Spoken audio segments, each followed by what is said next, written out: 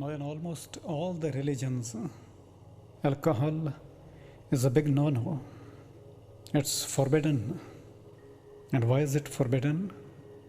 Because it teaches you to escape from pain. It's not just that it rescues you from your mind for a while or makes you thoughtless. It's a teacher. It teaches you. It teaches you to seek pleasure and avoid pain.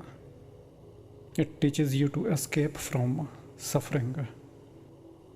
It encourages the escapist in you. It makes you life negative. Pain is not something to be escaped from. Pain is something to be endeavored, understood, and transcended. Like a food, it is something to be swallowed up, digested, and then assimilated and absorbed. If you escape from it, if you escape from pain, it keeps on chasing you. And why does it chase you? Because your soul needs it for its own growth. Because it is pain that makes you grow. It is pain that makes you expand. It is pain that makes you transcend. Now, when there is a pain in your stomach, what's the first thing that comes to your mind? The first thing that comes to your mind is, why is it there? And what's the second thing that comes to your mind? The second thing is, of course, what to do about it. In the same way, when there is pain in your life, the first thing that comes to your mind is, why is it there? The cause. And the second thing that comes to your mind is, what to do about it. The cause makes you think about the past. It makes you study the past. It makes you analyze the past. And the search for cure of the pain has something to do with the future.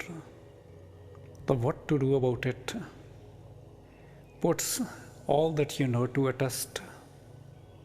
It forces you into searching out, into reaching out for the cure.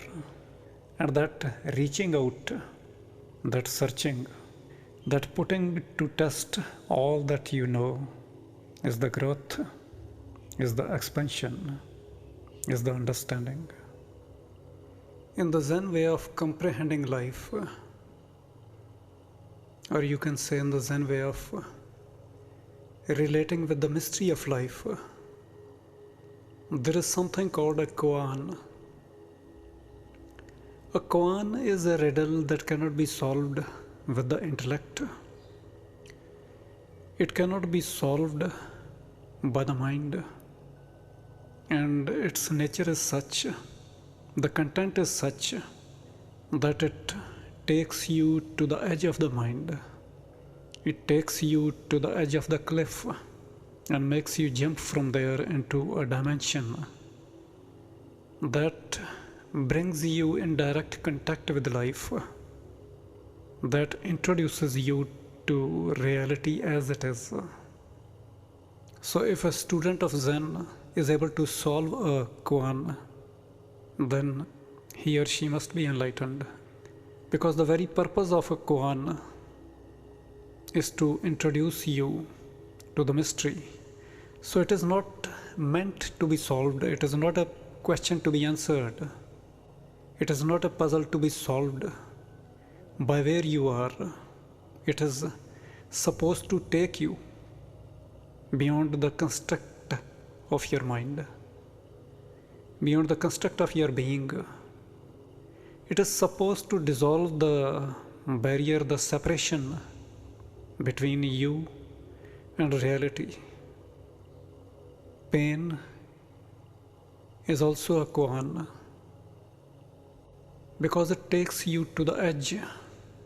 It makes you pack up all your ability, all your capabilities, all your body, all your mind, all your paraphernalia, all your elements. It makes you pack up all that and takes you to the edge so that you can be introduced to a way of living. You can be introduced to a possibility by taking a leap into another dimension, into another way of looking at things, into another perception of life, into another way of relating with the mystery.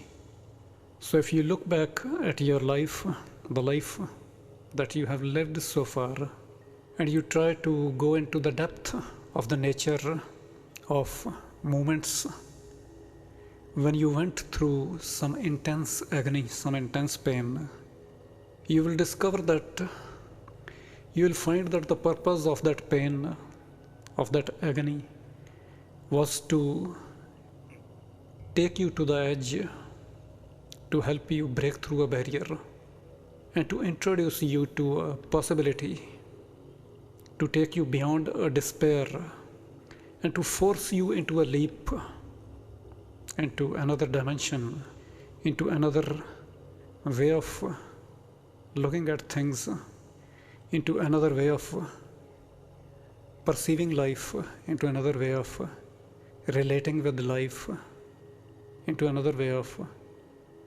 relating with the mystery. You will also discover that all those pains, all those agonies were desperately asking you to make a change, to take a risk, or to renounce something, or to correct something, or to jump out of your comfort zone, or to renounce the fear of the unknown and take a leap into it, to try a possibility, to try another option, and to go out of the way, to create a life that is livable, that is worth living. Now here's a koan, and the koan is, where this universe ends, what begins? And if the universe is expanding, then what is it expanding into? Here's another one. If God created the world, who created God? And if it was born from itself, then what was it that decided to do so?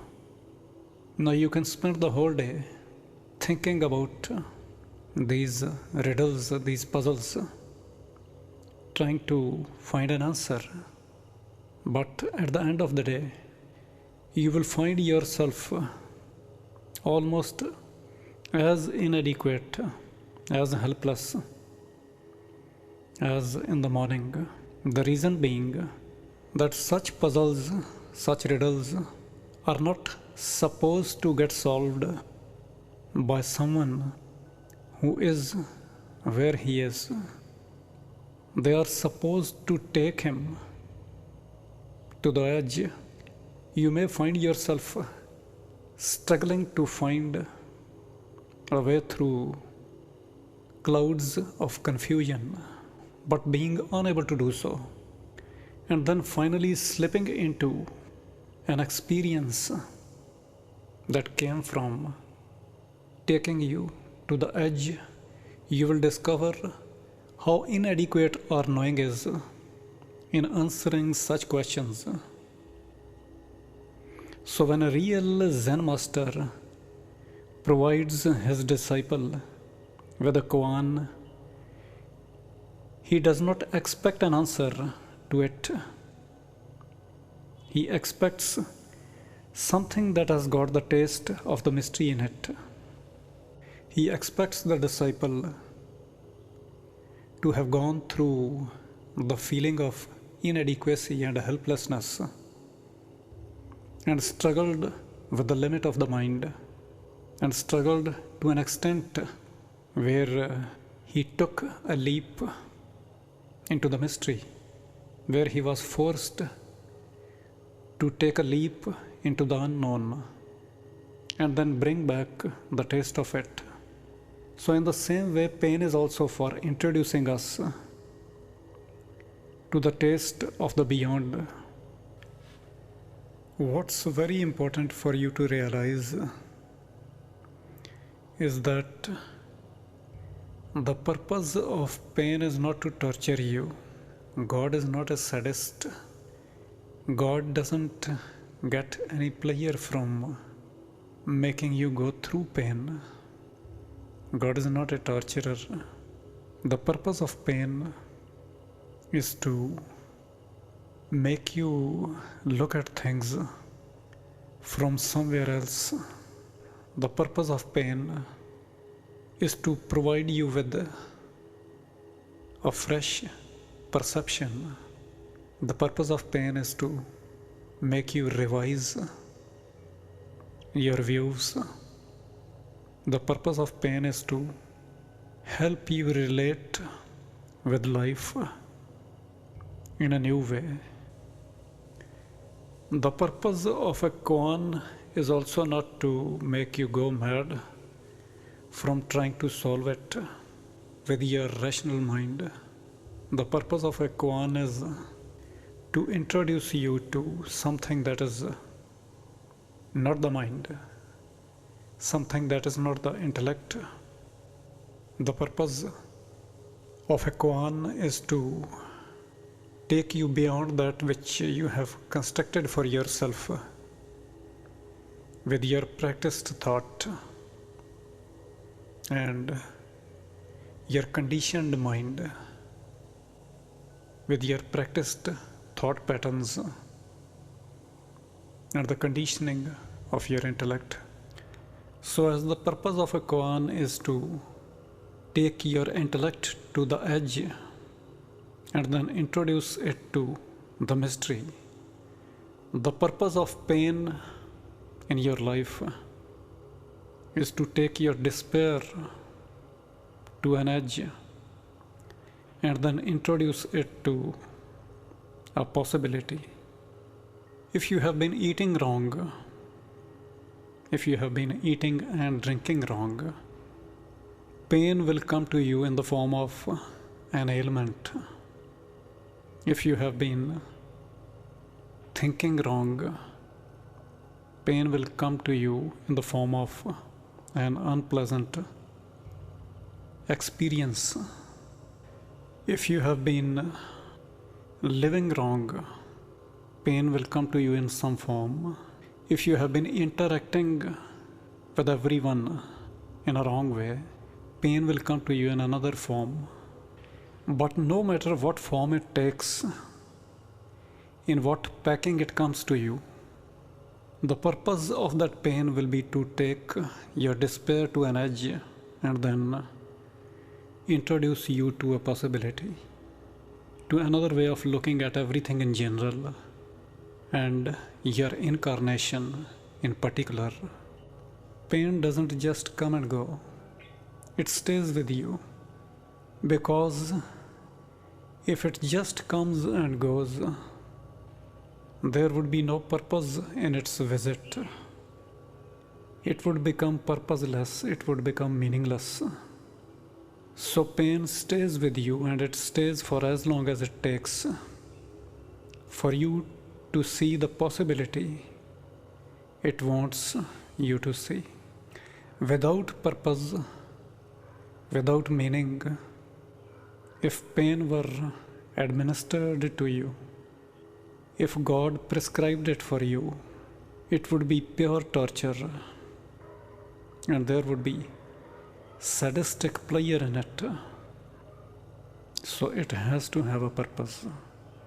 It is the purpose, it is the meaning that fits it into the whole mechanism, into the whole fabric of life, into the whole matrix of life, into the whole scheme of things, into the whole design, into the whole pattern.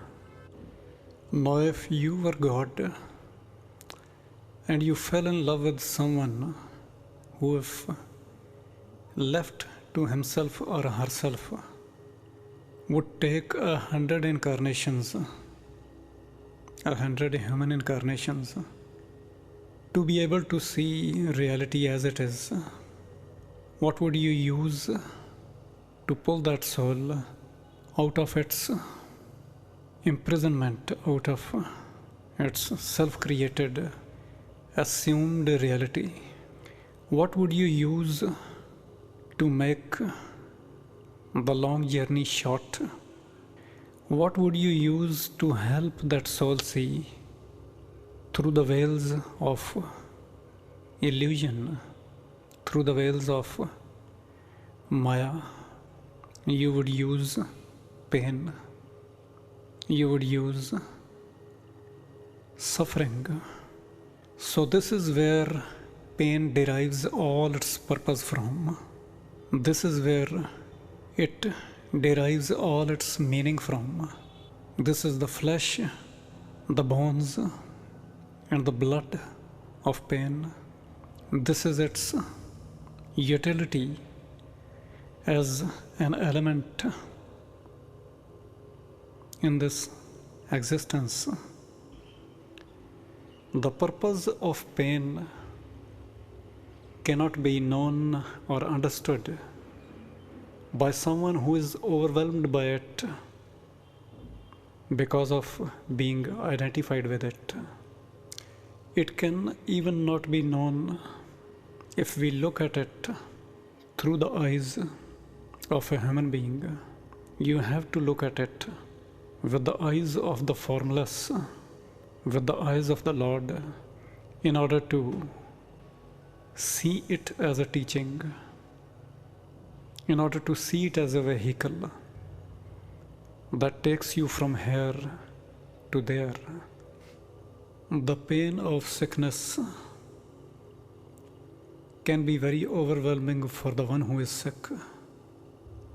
The pain of poverty can be very overwhelming for the one who is poor.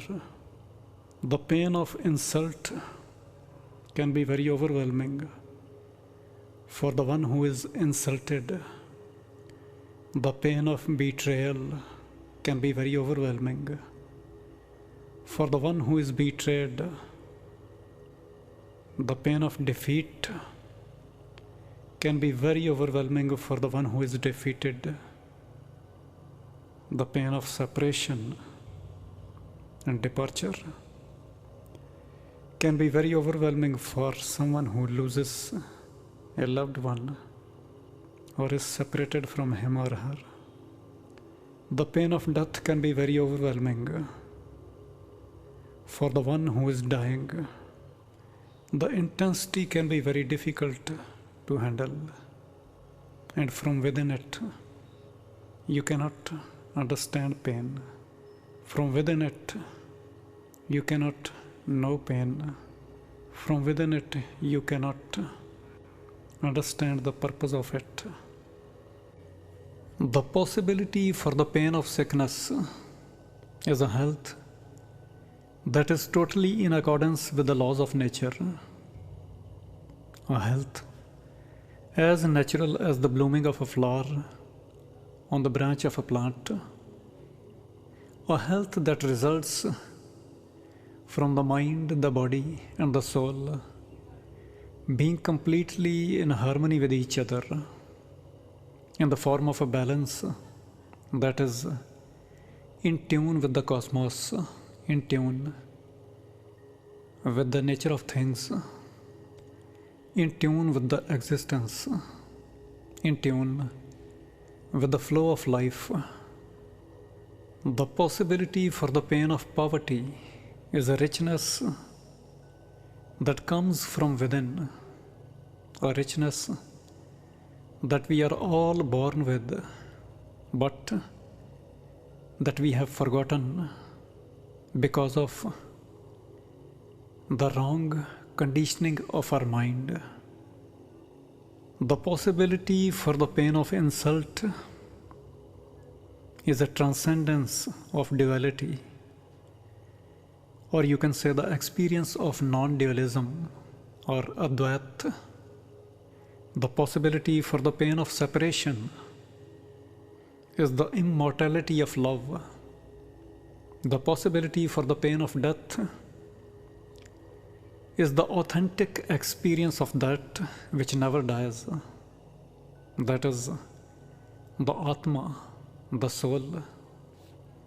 The possibility for the pain of betrayal is the ripening of your renunciation, the ripening of your detachment from the 10,000 things of this world. So for every pain that we can experience as a human being, there is a possibility. Now, from what do you think pain derives its ability to introduce us to a possibility, to show us a way out? I think it comes from being able to gather our scattered being from its power, to gather our scattered mind, our scattered consciousness, and our scattered senses. As sunshine passed through a lens and focused on a black object, is able to burn it, is able to set it to flames, the potency of pain as a vehicle of awakening comes from its being able to gather our being, from being able to focus our mind, focus our consciousness, and focus our senses. That is where it derives its power from. That is what makes it so powerful as a method, so powerful as a technique of awakening. Ordinarily, most of us are a cloud of scattered consciousness. And a scattered consciousness cannot establish a communion with the intelligence of God. So what pain does is, it gathers that scattered consciousness as pure opium of the size of a mustard seed can affect a 6 feet body. Pain brings our scattered being together so as to make it gather a power that is unknown to us in ordinary living. And it is this gathered power that reaches out to the ocean of probabilities, to the ocean of possibilities, and introduces us to them. It is this gathered consciousness, this gathered mind, and these gathered senses that become a power potent enough to get us in touch with the wisdom of the cosmos, with the wisdom of the universe, with the wisdom of life itself. If the pain is bearable, it makes you wise, and it changes your perception of life, it changes your views, and it makes you revise your way of living. And if it is unbearable, if it is a crucifixion of the body, the mind, or the soul, then it can dissolve all the boundaries in one go and make you merge with the Almighty. If it is unbearable, it can dissolve all illusions. It can burn down the house of perceived reality in one go and make the droplet fall back into the ocean. Consider, for example, the pain of cancer. See how it cuts through all the useless stuff, all the peripheral involvements of ours, all our meaningless pastimes, and reduces our whole thought process, our whole thinking, our whole being to a few significant questions. Now it is these significant questions that strive to reach out to significant answers. The answers are there, but without pain, there is no significance in our questions. Our quest is immature, it is childish, and a childish quest cannot reach out to the divine revealing. A childish quest cannot reach out to the divine mystery. A childish quest cannot reach out to the mesmerism that is in store for us. So it is the potency of pain, it is the power it gathers with its intensity that helps us form important questions to be answered. There is an equation that operates in our life and dictates most of our decisions without our being aware of it. The equation of pain and pleasure. As there is a thermostat in an electrical device to regulate the temperature, we have all got an inner threshold of pain. And when things start exceeding that inner limit, that inner threshold, we start making an effort to bring them down to our tolerance. We start looking for pleasures that can make our pain less painful. And all this happens on a very subconscious level. But often such equations turn into vicious cycles because the pleasure we had used to make our pain less painful turns out to be a pain in itself. Every drug addict knows that the narcotics that are a ticket to heaven today become a hell in themselves tomorrow. So we try to be smart. We try to make our pain bearable using our own intelligence, using our own intellect, and we try to hold on to our practiced patterns. But God is smarter. God gives us a pain that has got no pleasure as an equivalent. He throws our equation out of balance. He outwits us. And the excess of the pain, that which exceeds our threshold, and that which we are unable to negate with our temporary fleeting pleasures, this excess is what drives us towards a possibility. This excess is what becomes our pull towards God, our pull towards light. It is what acts as a vehicle to take us from darkness towards light. Now, possibility is like a hill station. It is something that is situated at an altitude, a spiritual altitude, a spiritual height. And if I tell you about it while we are at sea level, you do not quite get it. You may make your calculations, your assumptions. You may imagine this and you may imagine that. But the fact is that to experience it, you have to visit it, you have to travel all the way to that height, to that altitude,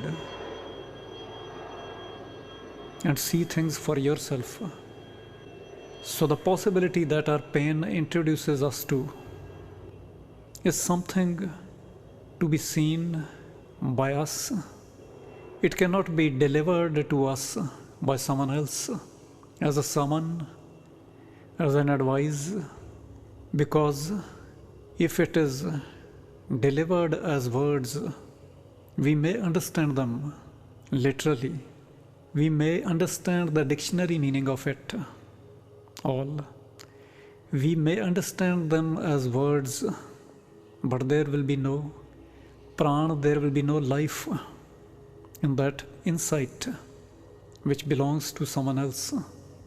So it is pain that makes it our insight, our experience. It is pain that makes it possible for us to see that possibility, to see that light at the end of the tunnel. I don't know whether you have noticed it or not, but when we have had a heavy day, when we have been in the presence of pain of some kind, for example, if we have attended a funeral or paid a visit to someone in the hospital, especially in the ICU, when we come back home, we try to balance the equation of pain and pleasure with some kind of delicious this or entertaining that. We try to make the unbearable bearable. We try to digest what we have eaten. We try to digest the pain we have been in contact with. We try to digest the suffering we have been in the presence of. One of the major reasons for most of us living an average life with hardly anything extraordinary in it, with hardly anything of the mystic in it, is that we set for ourselves a very low threshold of pain, and then we try to stay away from that edge as much as possible. And this is what we call a comfort zone. So a comfort zone is basically playing with a bit of pain and a bit of pleasure and setting a very low threshold of pain and then staying away from the edge as much as possible. So in a way it is like feeding on the leftovers of life, because as the mystics put it, anyone who aspires an extraordinary pleasure has to be prepared to endure an extraordinary pain also. Anyone who wants the peak has to be prepared to endure the valley also, the abyss. Anyone who wants to attain the ultimate freedom has to be prepared to endure ultimate agony also. Anyone who wants to know the taste of eternal bliss has to be prepared to endure the crucifixion also. So the ones who are living on leftovers of life, on the leftovers of the mystery, have in a way chosen to do so. It's the price you pay for living a comfortable life, which ultimately turns out to be pretty uncomfortable. It's the price you pay for living behind the comfort zone. It's the price you pay for taking highly calculated risks and never endeavoring to play with the edge of it. It's the price you pay for living on the island of security and refusing to gamble with the insecurity. The invisible equation of pain and pleasure that runs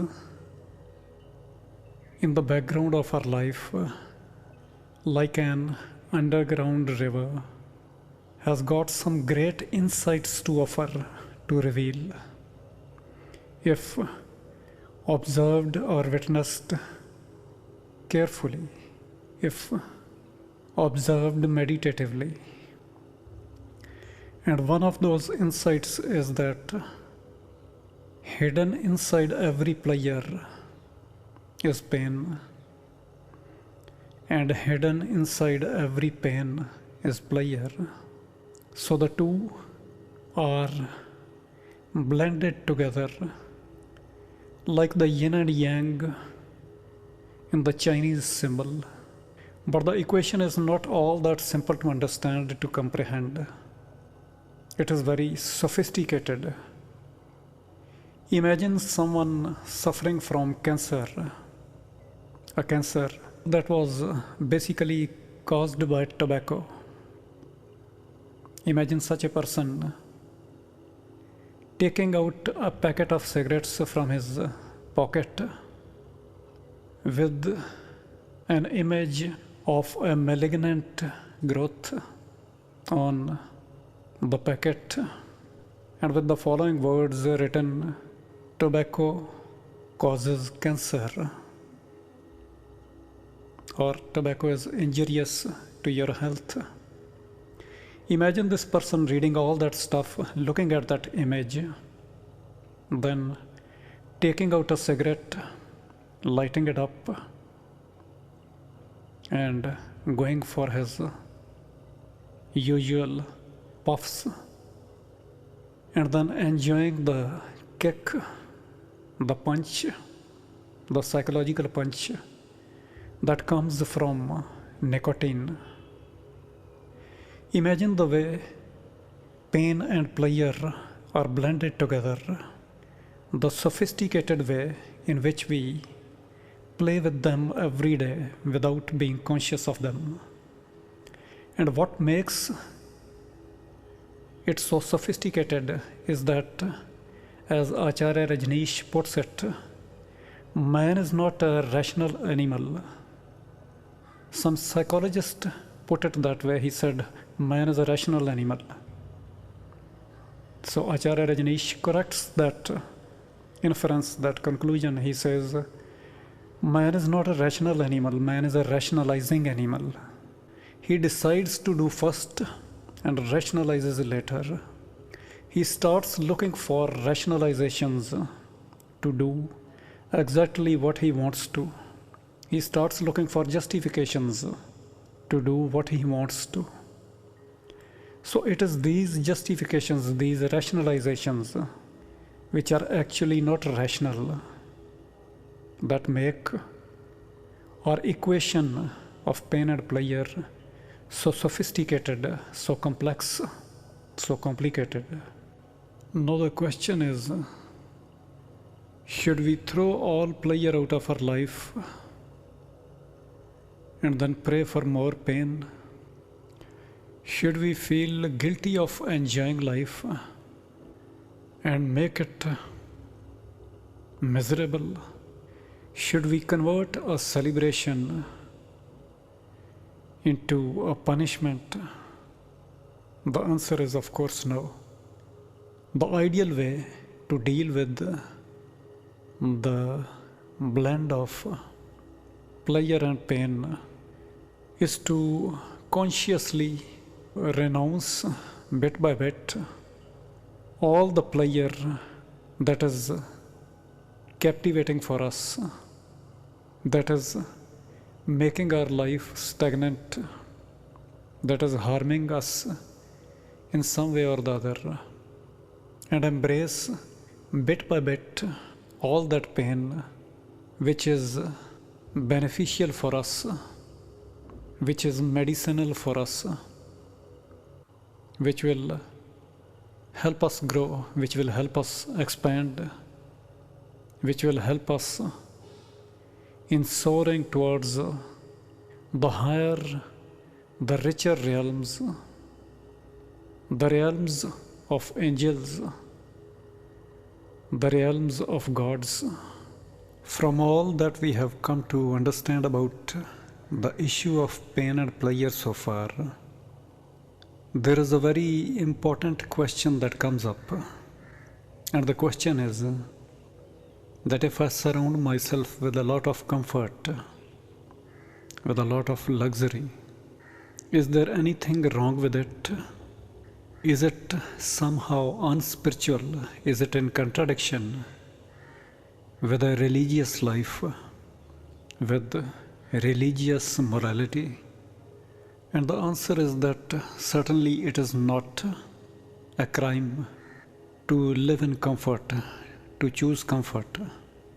But if you have set up a very low threshold of pain, and if you cling to the comfort zone very hard, and you try to avoid pain in every possible way, you can end up living a life, living an incarnation that can be compared to a banyan tree planted in a flower pot.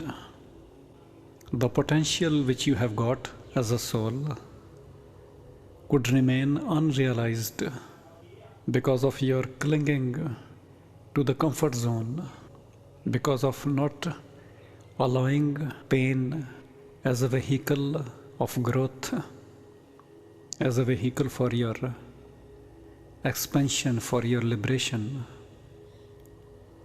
Moreover, if a society as a whole, if a nation as a whole chooses to live in comfort and clings very hard to its comfort zone, it can become an invitation to oppression and tyranny.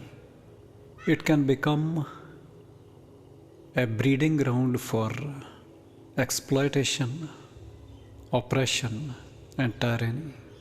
It can become a breeding ground for slavery, for spiritual slavery. As a stagnant pond becomes a breeding ground for malaria and typhoid, a society, a nation that clings very hard to a comfort zone and refuses to step out of it can become a breeding ground for all kinds of social malarias, social evils. When people in general are not prepared to embrace pain, they can become an easy prey for oppressors, for tyrants, for the power hungry, for exploiters. And moreover, if you are unaware of the comfort, if you are completely unaware of the equation of pain and pleasure at play, and if you do not play with it consciously, the equation is going to play with you. If you do not use the equation as a vehicle for your growth, the equation is going to use you as a vehicle for its own sustenance. So all revolutions are about consciously playing with pain and pleasure, with consciously stepping out of the comfort zone and embracing the pain required to create a life that is livable, that is worth living, and that has got no oppression, exploitation, and tyranny in it. The one who is most conscious of this issue is the warrior, the man or woman who takes every struggle, every challenge as life itself, who embraces all challenges, who embraces all struggles to become all the more living, to come in contact with all the more life to create space for all that life, for himself or herself, and for everyone. So a low threshold can become a cause of depriving your own self from a better living, from a greater life, from a glory that can only become yours through the embracing, through the acceptance of pain as an element of growth, as an intrinsic element of growth. The warrior is not a person who invites pain, who says, God, give me more pain. He is just someone who consciously plays with the equation of pain and pleasure in such a way that the end result is expansion and liberty, and who does not let his personal comfort, his personal luxury become a hindrance to the good of all, or become a breeding ground for social evils and for slavery. There's a glory that cannot be attained or tasted without opening up to all the pain that life has got to offer in its natural process of evolution. The warrior knows the taste of pain. The warrior knows the taste of pleasure. And he also knows the taste of this glory.